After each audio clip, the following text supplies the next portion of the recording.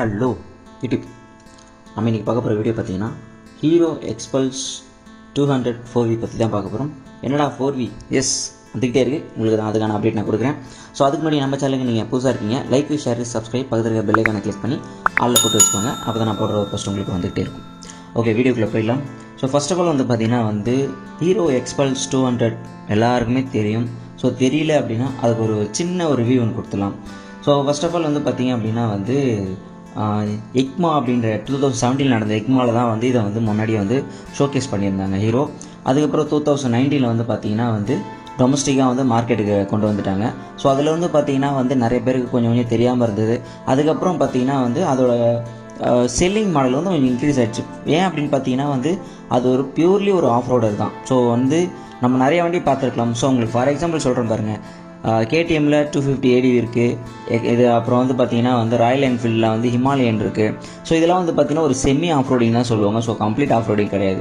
So நமக்கு complete of ரோடிங்னா first vehicle வெயிட்லெஸ்ஸாக இருக்கணும். Second long travel suspension இருக்கணும். ஸோ இதெல்லாம் பார்த்தீங்கன்னா தான் ஒரு முதன்மையாக பார்த்தீங்கன்னா நம்ம அட்வென்ச்சர் தேவைப்படுற மாடல். பட் என்ன தான் இப்போ நம்ம மக்கள் என்ன ஆசைப்பட்றாங்க அப்படி பார்த்தீங்கன்னா இதில் பவர் கம்மியாக இருக்குது. எக்ஸ்பல்ஸில் பவர் கம்மியாக இருக்குது. அது மட்டும் இல்லாமல் டூருக்கு அதை எடுத்துகிட்டு போக முடியல. இது ஆல்ரெடி பார்த்தீங்கன்னா அதுக்கு டூருக்கு எடுத்துகிட்டு போயிருக்காங்க. இருந்தாலும் பார்த்தீங்கன்னா அந்தளவுக்கு ரிஃபைன்மெண்ட் அதெல்லாம் எதுவுமே இல்லை அந்த வண்டியில். ஸோ ஆக்சுவலாக பார்த்தீங்கன்னா ஒரு பியூர் ஆஃப் ரோட் வேணால் நம்ம பண்ணலாம். ஸோ அடித்து துவம்சம் பண்ணலாம், எதுவுமே ஆகாது. வண்டியை போட்டு நீங்கள் என்ன வேணால் பண்ணலாம். அந்தளவுக்கு பார்த்தீங்கன்னா வண்டியோட பர்ஃபார்மன்ஸ் அட்டகாசமாக இருக்கும்.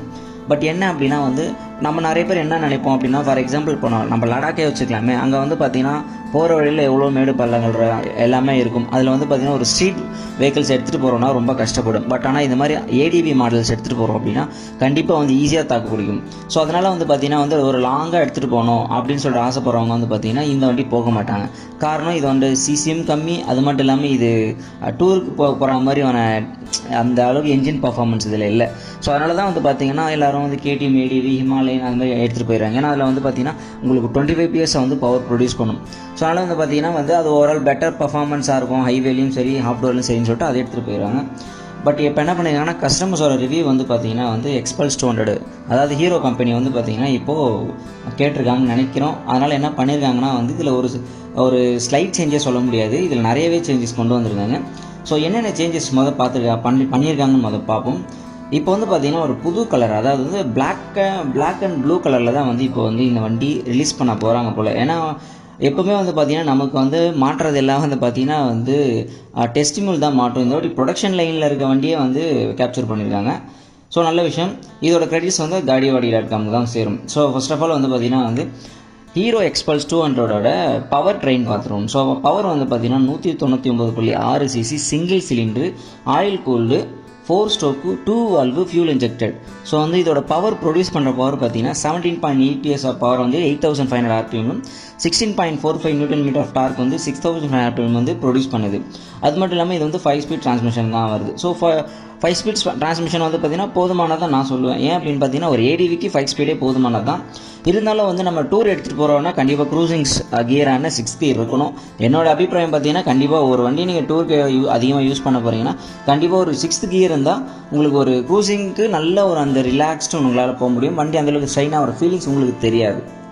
ஓகே, அதுக்கப்புறம் பார்த்தீங்க அப்படின்னா இதில் பார்த்தீங்கன்னா இப்போது டியூல் பர்பஸ் டயர் முன்னாடியே கொடுத்துருந்தாங்க. ஸோ அது உங்களுக்கு எல்லாம் தெரியும். ஸோ டியூல் பர்பஸ் டயர் கொடுத்துருந்தாங்க. இதுலேயும் பார்த்தீங்கன்னா continue to dual purpose tyre தான் கொடுக்குறாங்க. பட் இதில் ஒரு விஷயத்தை அப்டேட் பண்ணியிருக்காங்க. என்னென்னு பார்த்தீங்கன்னா இந்த டைம் 4 வால்வ் இன்க்ளூட் பண்ணியிருக்காங்க. அதாவது முன்னாடி பார்த்தீங்கன்னா இந்த வண்டியோட வால்வு பார்த்தீங்கன்னா 2 தான் இருக்கும். ஸோ இப்போ 4 வால்வ். ஸோ 4 வால்வ் இன்க்ரீஸ் பண்ணால் என்னடா அதில் பர்ஃபார்மன்ஸ் ஏறப்போகுது அப்படின்னு பார்த்தீங்கன்னா எஸ், கண்டிப்பாக ஏறும். ஃபார் எக்ஸாம்பிள் ஒரு மனுஷன் 2 இப்போ நம்ம பார்த்தீங்கன்னா இந்த ஒரு மூக்கு இருக்குது, அது 2 ஓட்டை இருக்குது, அதில் தான் நம்ம ப்ரீத் பண்ணிகிட்டு இருக்கோம். இப்போ ஃபார் எக்ஸாம்பிள் பார்த்தீங்கன்னா இப்போ நமக்கு 4 மூக்கு 8 ஓட்டை இருந்தால் எப்படி இருக்கும்? ஸோ அந்த கேட்டகரி நம்ம பார்த்தோன்னா இப்போ ப்ரீத் நமக்கு எந்த அளவுக்கு ஃபாஸ்ட்டாக பண்ண முடியும், நம்மளே எந்த அளவுக்கு வேகமாக ஓட முடியும். ஸோ அதே மாதிரி அதே கான்செப்ட் தான் இப்போ பார்த்தீங்கன்னா இப்போ 4Vயும் பார்த்தீங்கன்னா அதே தான். ஸோ 4 வால்வ் இருந்ததுன்னா இன்ஜினோட ப்ரீத்திங் கெப்பாசிட்டி அதிகமாகும். அதெல்லாம் மிச்ச மீதி ஃபியூல்ஸ்லாம் பார்த்தீங்கன்னா நிறைய வேஸ்ட்டாக போகும். அதெல்லாம் வேஸ்ட்டாக போகாமல் எல்லாமே இன்ஜினுக்குள்ளே பேர்ன் ஆகிற மாதிரி ரெடி பண்ணியிருப்பாங்க. ஸோ அதனால தான் பார்த்தீங்கன்னா 4 வால்வ் நிறைய வண்டி பார்த்தீங்கன்னா இப்போ 4 வால்வில் வர ஆரம்பிச்சது. காரணமே பார்த்தீங்கன்னா 4 வால்வ் பார்த்தீங்கன்னா உங்களுக்கு ஃபியூல் எக்கனாமியாகவும் இருக்கும். அது மட்டும் இல்லாமல் உங்களுக்கு பவர் வேறு லெவலில் கொடுக்கும். ஸோ அது மட்டும் இல்லாமல் இந்த வண்டியில் எக்ஸ்பெக்டட் பார்த்தீங்கன்னா இதெல்லாம் என்ன பண்ணியிருக்காங்க அப்படின்னு பார்த்தீங்கன்னா அதாவது வந்து இந்த ஃபியூல் டேங்க்கை வந்து லைட்டாக வந்து மாற்றிருக்காங்க. அது மட்டும் இல்லாமல் வந்து பார்த்தீங்கன்னா ஸ்டிக்கர் ஒட்டியிருக்காங்க. அதுக்கப்புறம் பார்த்தீங்கன்னா இன்ஜின் வந்து அது லைட்டாக கொஞ்சம் இறக்கியிருக்க மாதிரி ஒரு ஃபீலிங் இருக்குது. அப்போ எனக்கு என்ன டவுட் இருக்குன்னா, கண்டிப்பாக இந்த வண்டி வந்து பார்த்திங்கன்னா கொஞ்சம் பவர் இன்க்ரீஸ் பண்ண வாய்ப்பு இருக்குது. எனக்கு தெரிஞ்சு பார்த்தீங்கன்னா இதோட பவர் வந்து மேபி வந்து 20 PS ஆஃப் பவர் கொண்டு வரதுக்கு எக்கச்சக்க வாய்ப்புகள் அதிகம். ஸோ 2 வால்வு வந்து இன்னும் ஏறிடுச்சு அப்படின்னா கண்டிப்பாக அதோட பர்ஃபார்மன்ஸ் அதிகமாகும். ஸோ ஒரு 20 PS கிட்ட எதிர்பார்க்குறேன். வந்ததுக்கப்புறம் தான் நம்மளால் சொல்ல முடியும். ஸோ மேபி 20 PS வராமலேயும் போகலாம். என்னடா 20 PS வரும்னு வரலன்னு சொல்லிட்டு எனக்கு இப்படி திட்டாதீங்க. ஸோ ஃபார் எக்ஸாம்பிள் வந்து பார்த்தீங்கன்னா இந்த வண்டியில் 20 PS வந்தது அப்படின்னா கண்டிப்பாக ஓரளவு ஒரு 200 cc ஒரு 20 PS ஆஃப் பவர் ஒரு ADV கொடுக்குதுன்னா கண்டிப்பாக நம்ம டூருக்கு எடுத்துகிட்டு போகலாம். ஸோ வந்து இன்ஜினுக்கும் நல்லது, நம்ம வந்து ஒரு ஹை ஸ்பீட் ஸ்டெபிலிட்டி இது எல்லாமே வந்து பார்த்திங்கன்னா ஓரளவு உங்களுக்கு எல்லாமே கிடைக்கும்.